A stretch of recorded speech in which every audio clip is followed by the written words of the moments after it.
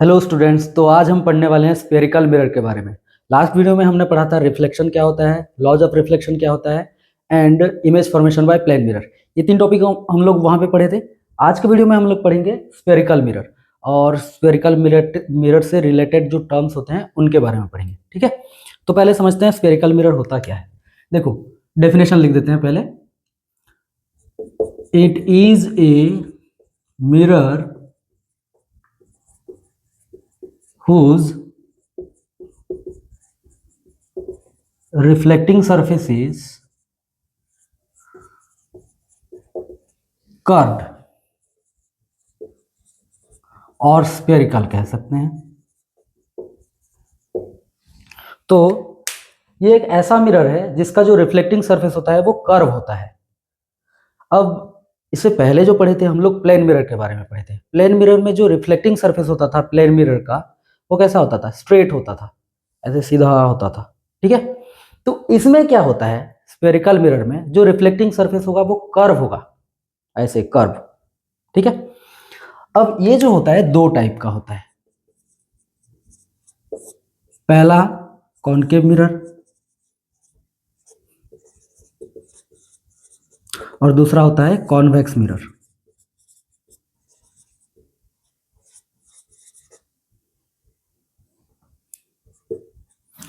एक होता है कॉनकेव मिरर, दूसरा होता है कॉन्वेक्स मिरर। इसमें डिटेल्स जाने से पहले समझ लेते हैं कि ये जो स्फेरिकल मिरर है वो बनता कैसे है। देखो, स्फेरिकल मिरर बनता है एक होलो स्फीयर को काट के। एक स्फीयर, ग्लास का स्फीयर, ठीक है, ग्लास का एक होलो स्फीयर, होलो मतलब अंदर से जो खाली होता है, खोखला होता है, ऐसे एक ग्लास का एक स्फीयर जिसको काट के बनाया जाता है स्फेरिकल मिरर। मतलब स्फीयर का पार्ट है, इसलिए इसको स्फेरिकल मिरर कहते हैं। अब बनता कैसे, देखो, मान लो ये एक क्या है, एक स्फीयर है।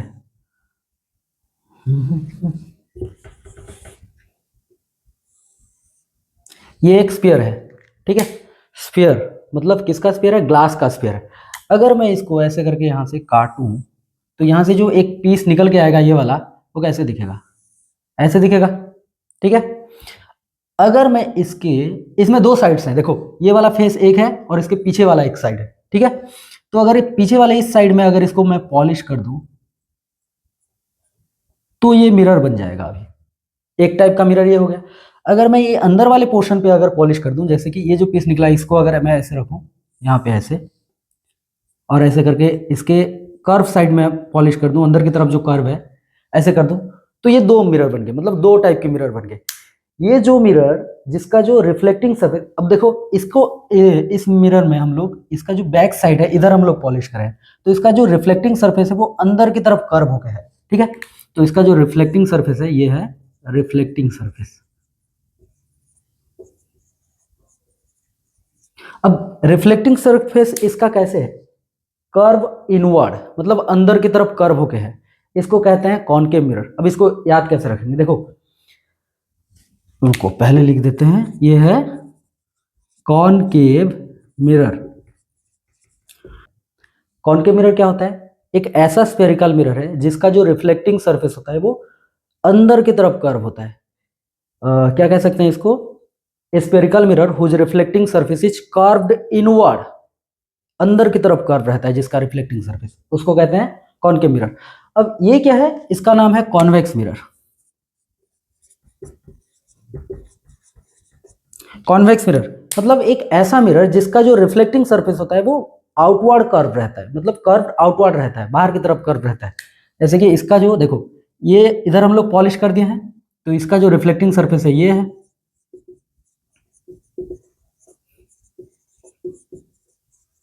ठीक है, तो ये जो पॉलिश किया जाता है, बिना पॉलिश के यहाँ पे ये मिरर नहीं बनेगा। ठीक है, ये जो होलो स्फीयर था ये ग्लास का था, इसको काट दीजिए, ये ट्रांसपेरेंट ग्लास है।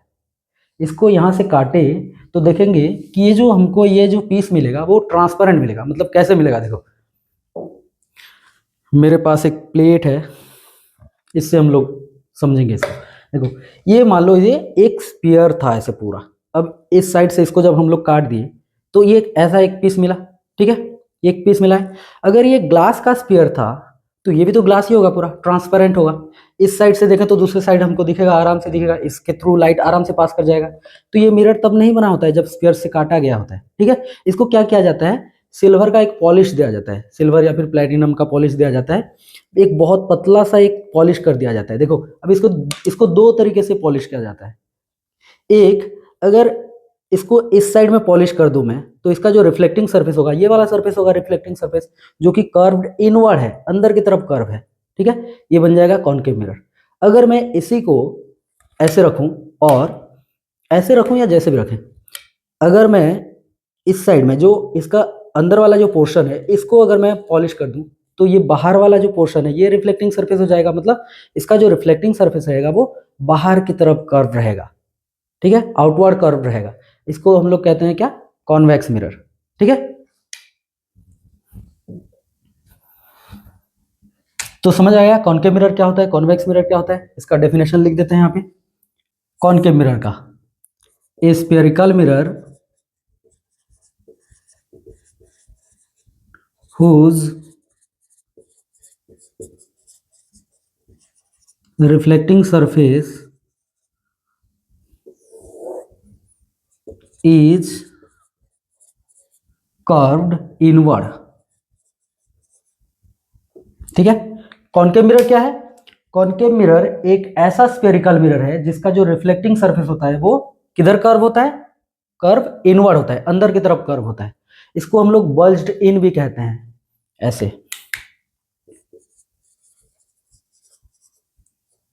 बल्ज्ड इनवर्ड, अंदर की तरफ धसा हुआ, मतलब जिसका रिफ्लेक्टिंग सरफेस अंदर की तरफ ऐसे धसा हुआ रहेगा, उसको कहते हैं कॉनकेव मिरर, ठीक है। देखो कॉनकेव मिरर का एक और नाम है, इसको कॉन्वर्जिंग मिरर भी कहते हैं, कॉन्वर्जिंग मिरर। अब इसको ऐसा क्यों कहते हैं, थोड़ी देर बाद इसको समझ जाएंगे हम लोग। नेक्स्ट है कॉन्वेक्स मिरर। अब कॉन्वेक्स मिरर का अगर डेफिनेशन लिखें तो ये क्या होगा, ए स्फेरिकल मिरर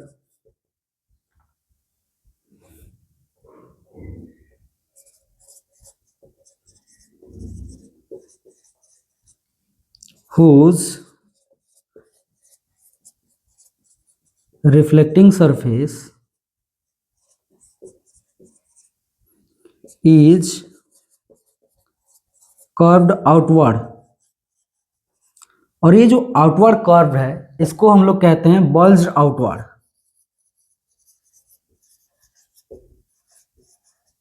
मतलब बाहर की तरफ जो निकला हुआ रहेगा, ठीक है। ये है कॉन्वेक्स मिरर, जिसका जो रिफ्लेक्टिंग सरफेस है वो बाहर की तरफ निकला हुआ है, इसको कहते हैं क्या, कॉन्वेक्स मिरर, बल्ज आउटवर्ड कहते हैं इसको, ठीक है। तो क्या है ये कॉन्वेक्स मिरर, क्या है, a spherical mirror whose reflecting surface is curved outward. Spherical mirror एक ऐसा स्फेरिकल मिरर जिसका रिफ्लेक्टिंग सरफेस बाहर की तरफ निकला होगा, उसको हम लोग कहते हैं क्या, कॉन्वेक्स मिरर। तो ये दो टाइप के मिरर होते हैं स्फेरिकल मिरर में, एक कॉनकेव मिरर, दूसरा कॉन्वेक्स मिरर, ओके। तो मिटा इसको, मिटा देते हैं।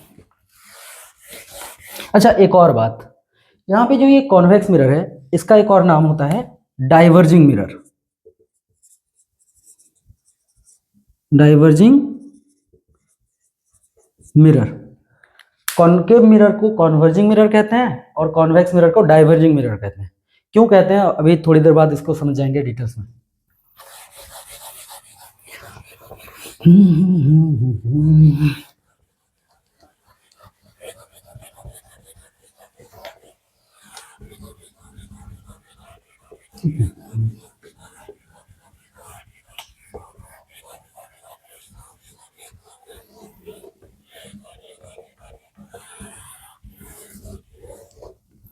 तो अब इससे रिलेटेड कुछ टर्म्स होते हैं स्फेरिकल मिरर से रिलेटेड, उसको अभी हम लोग समझते हैं। Terms related to spherical mirror, क्या क्या टर्म्स होते हैं जो स्फेरिकल मिरर से रिलेटेड होते हैं, इसको अभी हम लोग समझेंगे डिटेल्स में। देखो फर्स्ट टर्म जो है वो है पोल, इसको लिखते हैं पी सिंबल के साथ, ठीक है। पोल क्या होता है, देखो ये जो मिरर हम लोग बनाए थे ये कौन सा मिरर है, कौन सा मिरर है, कॉनकेव मिरर है। और एक मिरर ड्रॉ कर देते हैं। ये कौन सा मिरर है? कॉन्वेक्स मिरर है, ठीक है। अब ये जो कॉनकेव मिरर या फिर कॉन्वेक्स मिरर का जो मिड पॉइंट होता है, सेंटर पार्ट होता है, मतलब रिफ्लेक्टिंग सरफेस, कॉनकेव मिरर हो या कॉन्वेक्स मिरर हो, इसके जो रिफ्लेक्टिंग सरफेस होते हैं उसका जो मिड पॉइंट होता है उसको कहते हैं पोल। तो पोल क्या है? It is the mid point of the reflecting surface, it is the midpoint of the reflecting surface of a spherical mirror।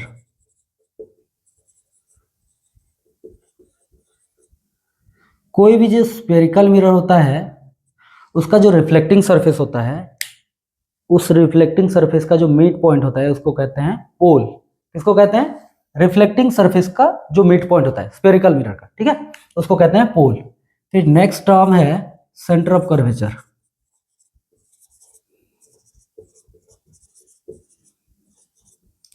Centre of curvature इसको कहते हैं सी। देखो, सेंटर ऑफ कर्वेचर समझने से पहले कर्वेचर क्या होता है उसको समझते हैं। कर्वेचर मतलब होता है अमाउंट ऑफ कर्व, कितना ज्यादा कर्व है कोई सरफेस उसको कहते हैं कर्वेचर। कोई भी चीज कितना ज्यादा कर्व है, कितना अमाउंट में कर्व है उसको कहते हैं कर्वेचर। देखो, अगर मैं इसको, ये एक मिरर ड्रॉ किया हूं, ये कौन का मिरर है, इसको अगर मैं ऐसे ड्रॉ कर देता तो इनमें से बताओ किसका कर्वेचर ज्यादा है? इसका कर्वेचर ज्यादा है। जो ज्यादा कर्व है उसका कर्वेचर ज्यादा होता है। कर्वेचर मतलब अमाउंट ऑफ कर्व, कितना ज्यादा कर्व है उसको कहते हैं कर्वेचर। तो इस कर्वेचर का सेंटर कहां पे होगा? पहले बताओ ये बना कैसे? स्फीयर को काट के बनाया गया, तो स्फीयर का ही तो ये कर्वेचर है ना। तो इसको अगर मैं ऐसे करके कंप्लीट करूं, एक स्फीयर जैसे कंप्लीट करूं, तो इसका सेंटर कहां पे रहेगा? यहाँ पे। तो सेंटर ऑफ कर्वेचर क्या होता है? सेंटर ऑफ कर्वेचर उस स्फीयर का सेंटर होता है जिस स्फीयर को काट के मिरर बनाया गया है, ठीक है। तो ये कहां पे रहता है? मिरर के बाहर रहता है। सेंटर ऑफ कर्वेचर कहां रहता है? मिरर के बाहर रहता है। किसका पार्ट है ये? सेंटर ऑफ कर्वेचर क्या है? सेंटर ऑफ कर्वेचर उस स्फीयर का सेंटर है जिस स्फीयर को काट के ये मिरर बनाया गया है, ठीक है। तो सेंटर ऑफ कर्वेचर क्या है?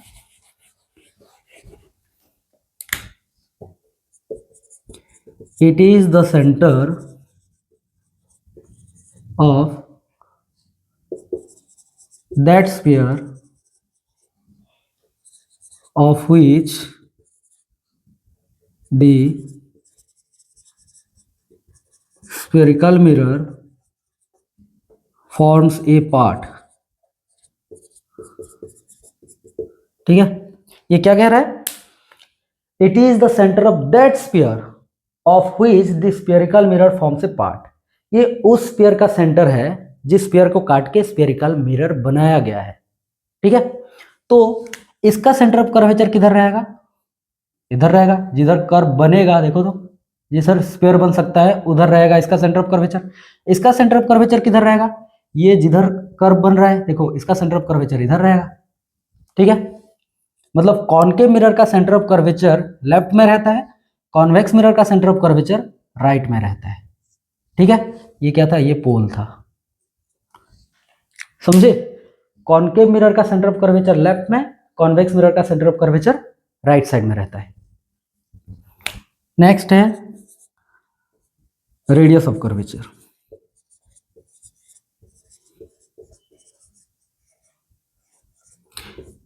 Are.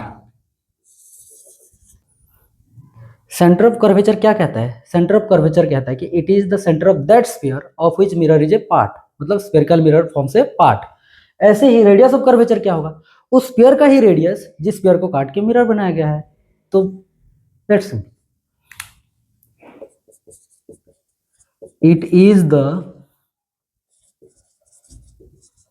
Radius of that sphere of which the spherical mirror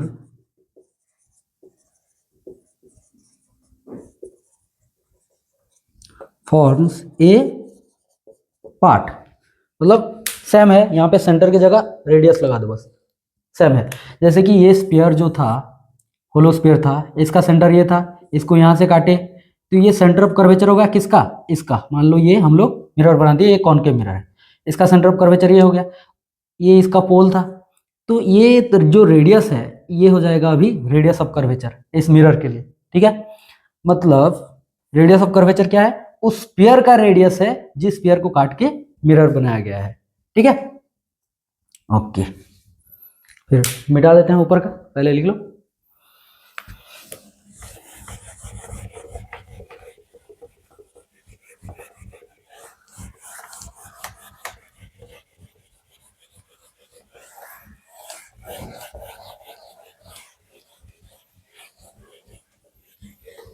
next जो टर्म है वो है principal axis.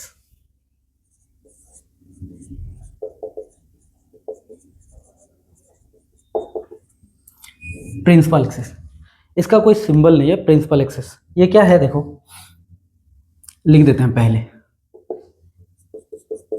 It is A line passing through the center of curvature, the center of curvature C and the pole P of the spherical mirror। मतलब principal axis क्या है, principal axis एक line है जो किसके थ्रू पास करता है, centre of curvature के थ्रू और पोल के थ्रू पास करता है। मतलब इसको यहाँ पे ड्रॉ करते हैं, ये अगर कॉनकेव मिरर है यहाँ पे, तो ये पोल होगा P, ये सेंटर ऑफ कर्वेचर होगा C। अब इन दोनों के थ्रू पास करने वाला ये जो लाइन है इसको हम लोग कहते हैं क्या, प्रिंसिपल एक्सिस। ये लाइन जो है ये क्या है, प्रिंसिपल एक्सिस। ये कॉनकेव मिरर का हो गया, कॉन्वेक्स में भी ऐसे ही रहेगा,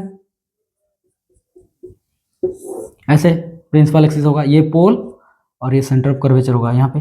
मतलब ये क्या है, प्रिंसिपल एक्सिस क्या है, एक ऐसा लाइन है जो पोल और सेंटर ऑफ कर्वेचर के थ्रू पास करके जाता है, ठीक है।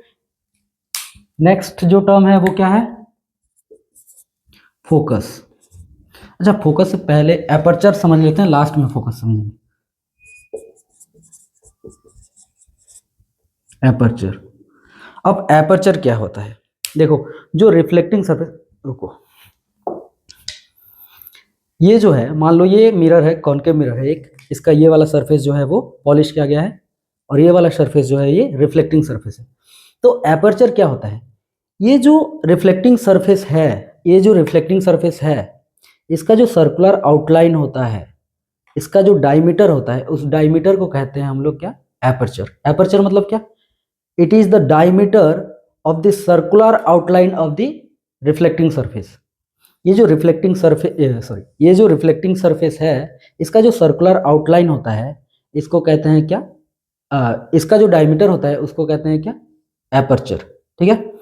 देखो ये जो एपर्चर होता है जितना बड़ा होता है उतना ज़्यादा इसके ऊपर लाइट गिरेगा। मतलब एपर्चर जितना बड़ा होगा मिरर उतना बड़ा होगा, मतलब चौड़ा कह सकते हैं, चौड़ा कैसे कहेंगे, एपर्चर, एपर्चर जितना बड़ा होगा उतना ज़्यादा इसके ऊपर लाइट गिरेगा, एपर्चर जितना छोटा होगा उतना कम लाइट इसके ऊपर गिरता है, ठीक है। ये कैमरा में ज़्यादातर यूज होता है, उसमें एपर्चर होता है, एक कितना अमाउंट में लाइट जाएगा अंदर उसको डिसाइड करता है aperture.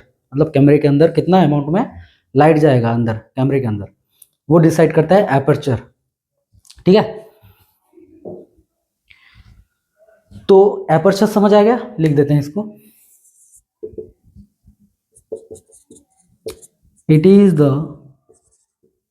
Effect diameter of the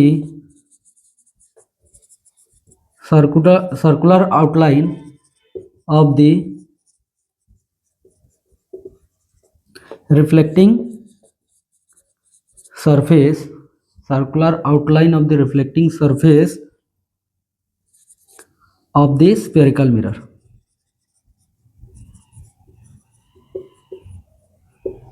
ठीक है, क्या कहता है, it is the diameter of the circular outline of the reflecting surface of the spherical mirror. किसी भी स्फेरिकल मिरर का जो रिफ्लेक्टिंग सरफेस होता है उसका जो सर्कुलर आउटलाइन होता है उसका जो डायमीटर होता है उसको कहते हैं एपर्चर। ठीक है। नेक्स्ट जो टर्म है वो है प्रिंसिपल फोकस।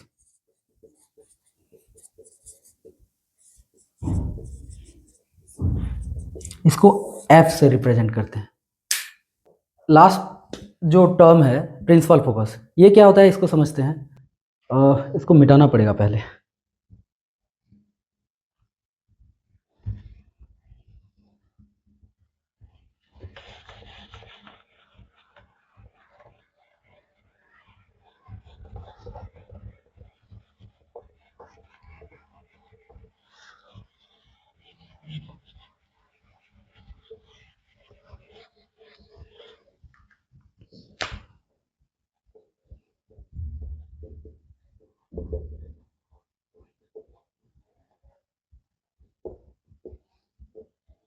प्रिंसिपल फोकस, इसका सिंबल होता है एफ। इसको खाली फोकस भी कह सकते हैं।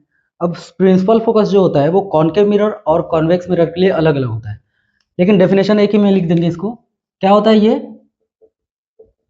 It is a point on the principal axis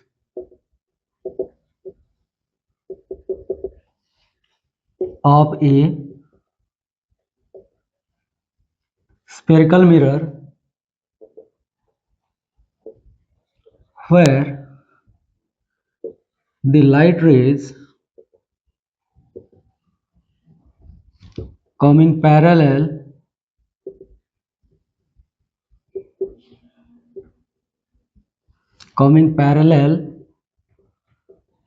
to the principal axis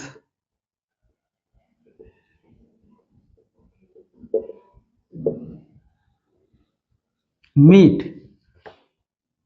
लिख देते हैं यहाँ पे, इन कॉनकेव मिरर और appears to meet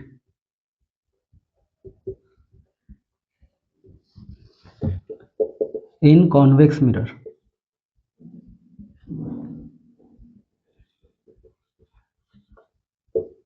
after reflection।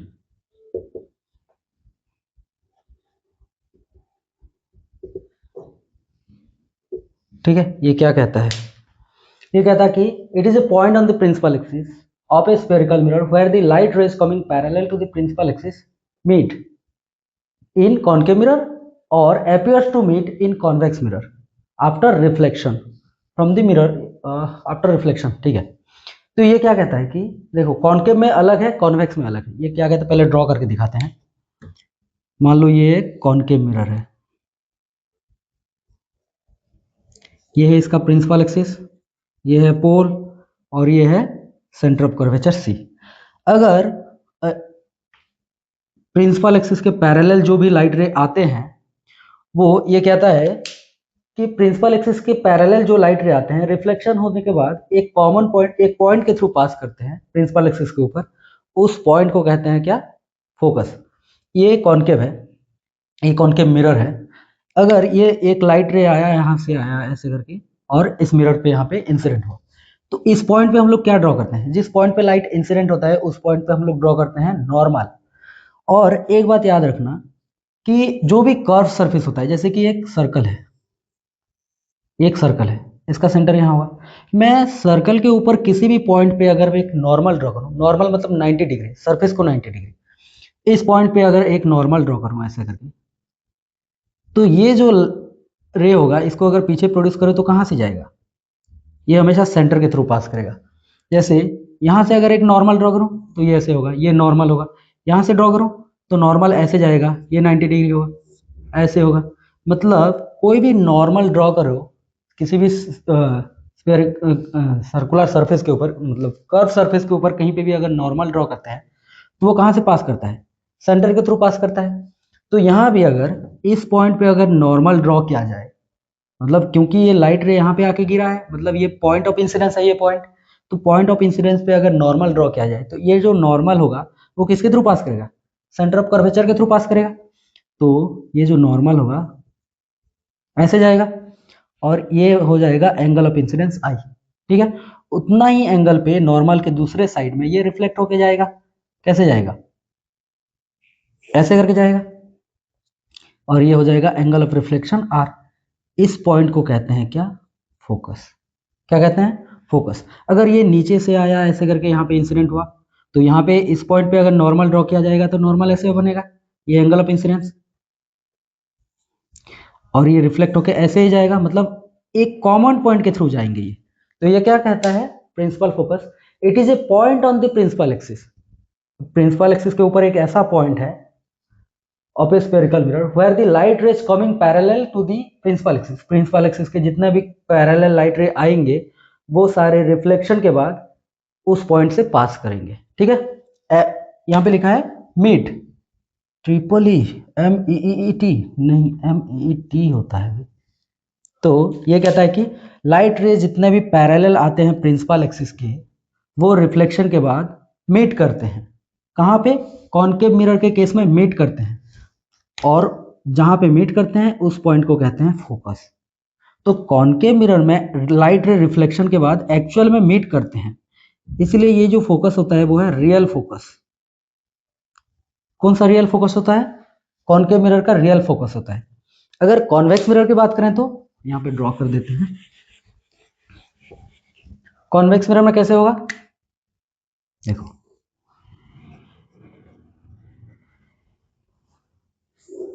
ये प्रिंसिपल एक्सिस, ये है पोल, ये मान लो यहाँ पे है सेंटर ऑफ कर्वेचर। अगर लाइट रे ऐसे parallel to the principal axis आते हैं तो इसका जो नॉर्मल ड्रॉ करेंगे वो नॉर्मल कैसे होगा? ऐसे होगा नॉर्मल, ये एंगल ऑफ इंसिडेंस होगा। ये रिफ्लेक्ट होकर किधर जाएंगे? नॉर्मल के दूसरे साइड में रिफ्लेक्ट होकर जाते हैं, मतलब ये रिफ्लेक्ट होके कैसे जाएगा? ऐसे जाएगा। और जब इसको पीछे प्रोड्यूस किया जाएगा तो यहाँ से आ रहा है जैसे लगेगा, मतलब एपियर्स टू मीट। देखो, एक लाइट रे ड्रॉ करें, एक और इधर नीचे ड्रॉ कर लेते हैं। इसका जो नॉर्मल बनेगा, ये भी नॉर्मल कैसे बनेगा? ऐसे बनेगा नॉर्मल। ये एंगल ऑफ इंसिडेंस आई, तो ये कैसे होगा? ऐसे करके ये डाइवर्ज होकर चला जाएगा, ऐसे करके ये डाइवर्ज होकर चला जाएगा। तो इसको जब पीछे की तरफ प्रोड्यूस किया जाएगा तो ये यहाँ से आ रहा है जैसे लगेगा। मतलब ये क्या कहता है? कॉन्वेक्स मिरर के केस में क्या लिखा है यहाँ पे? कॉन्वेक्स मिरर के केस में appears to meet after reflection, मतलब जितने भी लाइट रे प्रिंसिपल एक्सिस के पैरेलल आएंगे वो रिफ्लेक्शन के बाद दूर भागेंगे एक दूसरे से। यहाँ पे किस कौन से केस में? कॉन्वेक्स मिरर के केस में। तो इनको जब पीछे की तरफ प्रोड्यूस किया जाएगा तो ये एपियर होंगे कि यहाँ पे मीट कर रहे हैं। It appears to meet in case of convex mirror. तो कॉनकेव मिरर में क्या होता है? लाइट रे रिफ्लेक्शन के बाद एक्चुअल में मीट कर रहे हैं। कॉन्वेक्स मिरर में लाइट रे रिफ्लेक्शन के बाद मीट नहीं कर रहे हैं, उनको जब पीछे प्रोड्यूस किया जा रहा है तब वो एपियर हो रहे हैं कि वहां पे मीट कर रहे होंगे, एक्चुअल में मीट नहीं करते। तो यहाँ पे जो फोकस होगा वो कैसा फोकस है? Virtual focus. ठीक है, तो ये है कॉन्वेक्स मिरर, सॉरी, ये है कॉनकेव मिरर। कॉनकेव मिरर का जो फोकस होता है वो रियल फोकस होता है, और वर्चुअल फोकस किसका होता है? कॉन्वेक्स मिरर का। ठीक है, तो ये फोकस हो गया। मतलब अच्छा, एक और टर्म हम लोग समझे थे, टर्म नहीं समझे थे, कॉनकेव मिरर को कोई दूसरा नाम से पढ़े थे, दूसरा नाम लिखा गया था। कॉनकेव मिरर मतलब कॉन्वर्जिंग मिरर लिखा था, और कॉन्वेक्स मिरर मतलब डाइवर्जिंग मिरर लिखा था। वो क्यों? देखो, कॉन्वर्जिंग मतलब लाइट रे जो रिफ्लेक्ट होते हैं उनको पास ले आता है, कॉन्वर्ज करता है, उसको कहते हैं कॉन्वर्जिंग मिरर। देखो, जितने भी लाइट रे यहाँ पे आ रहे हैं कॉनकेव मिरर में, जितने भी लाइट रे पैरेलल आ रहे हैं, उनको ये रिफ्लेक्शन के बाद वो लाइट रे कैसे हो रहे हैं? कॉन्वर्ज हो रहे हैं, मतलब पास आ रहे हैं। तो इसलिए इसको कहते हैं कॉन्वर्जिंग मिरर। कॉनकेव मिरर को क्या कहते हैं? Converging mirror.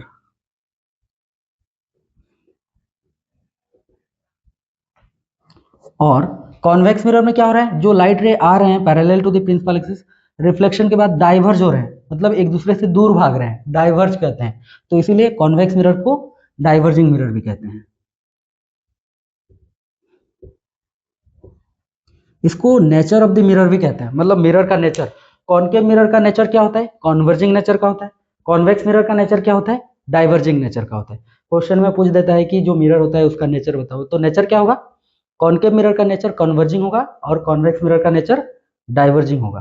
ओके, तो ये जो जितने रिलेटेड टर्म्स थे इसके वो हम लोग पढ़ लिए। एक और बात बताना है, देखो, फोकल लेंथ, ये जो 7th पॉइंट लिख देते हैं, यहाँ पे लिख देते हैं, ये 7 टर्म है। ये क्या है? Focal length. फोकल लेंथ, इसका सिंबल होता है स्मॉल एफ। फोकल लेंथ क्या होता है? देखो, पोल से जो ये फोकस का जो डिस्टेंस होता है इसको कहते हैं focal length.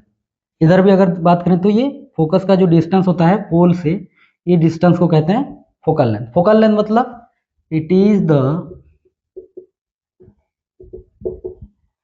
Distance of focus from the pole. मतलब फोकल लेंथ क्या होता है? फोकस का डिस्टेंस होता है कहां से? पोल से। It is the distance of focus from the pole, इसको कहते हैं फोकल लेंथ। अच्छा, एक रिलेशन होता है जो बताना है, पहले इसको मिटाना पड़ेगा, पहले लिख लो, मिटा देते हैं।